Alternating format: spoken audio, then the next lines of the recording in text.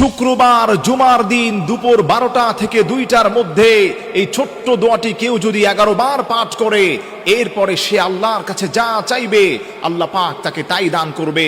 আপনি জানলে অবাক হয়ে যাবেন। জুমার দিন হচ্ছে অত্যন্ত গুরুত্বপূর্ণ, যাকে হাদিসের ভাষ্য মতে সাইয়্যিদুল আইয়াম বলা হয়। আল্লাহর হাবিব সাল্লাল্লাহু আলাইহি সাল্লাম বলে দিয়েছেন, এই জুমার দিন হচ্ছে আল্লাহর কাছে অত্যন্ত প্রিয়। তার কারণ হলো এই জুমার দিনে আল্লাহ রাব্বুল আলামিন হযরত আদম আলাইহিস সালাতু ওয়াস সালামকে সৃষ্টি করেছেন। আদম আলাইহিস সালাতু ওয়াস সালামকে শুধু সৃষ্টি করে নাই, জান্নাত জাহান্নাম, একটি বর্ণনায় পাওয়া যায় গোটা কায়নাতকে আল্লাহ রাব্বুল আলামিন এই জুমার দিনে সৃষ্টি করেছেন। আল্লাহু আকবার পড়েন। এজন্য আমার প্রিয় ভাইরা, জুমার দিন আল্লাহর কাছে এত প্রিয়।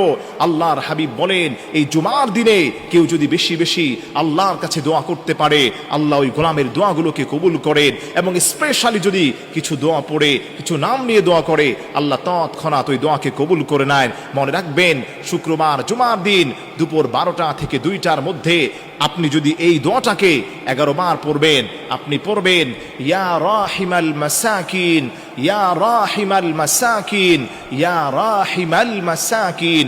অত্যন্ত সহজ একটি দোয়া, সুন্দর একটি দোয়া, বেসিক একটি দোয়া।